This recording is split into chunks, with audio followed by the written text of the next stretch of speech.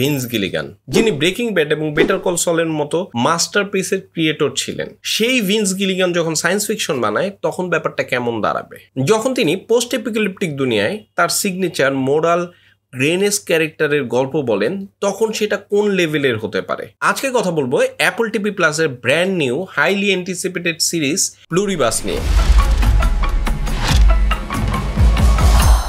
প্লুরিভার্স একটা science fiction post apocalyptic thriller, কিন্তু এটা আবার আপনার দেখো অন্য সব 8-10টা সাইফাই সিরিজের মতো না। এটা অনেক বেশি স্মার্ট, অনেক বেশি ইউনিক। আর এটার যে পাইলট এপিসোড, এটাকে বলা হচ্ছে সর্বকালের সর্বসেরা পাইলট এপিসোড। প্লুরিভার্স মানে হলো অনেকের মধ্যে একজন, আর এই নামটাই পুরো সিরিজের কনসেপ্টটাকে তুলে ধরেছে।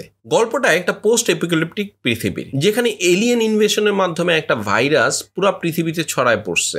যদিও এই যে ভাইরাস, সেটা ছড়ানোর পেছনে এলিয়েন যতটা না দায়ী, তার চেয়ে বেশি দায়ী মানুষের কৌতূহল আর তার অনুসন্ধানী মন। সেই যে আদম আর হাওয়ার গন্ধব খাওয়া থেকে শুরু হয়েছে, সেটা এখনো চলতেছে আর কি। তো এই যে ভাইরাস, সেটা দ্রুত গতিতে মানব জাতির মধ্যে ছড়িয়ে পড়ে, আর কিছুদিনের মধ্যেই পৃথিবীর সব মানুষ ইনফেক্টেড হয়ে যায়। যার কারণে সবার মধ্যে একটা কালেকটিভ কনসাসনেস তৈরি হয়, যেখানে সবাই একে অন্যের ব্যাপারে সবকিছু জানতে পারে। কে কি ভাবতেছে সেটা আরেকজন মানুষ বুঝতে পারে। একটা হাইভ মাইন্ড তৈরি হয়, যেখানে সবাই একসাথে ধারাবাহিকভাবে চিন্তা করে এবং সিদ্ধান্ত নেয়, যেখানে কারো কোনো ব্যক্তিগত ইচ্ছা বা অনিচ্ছার ব্যাপার নাই।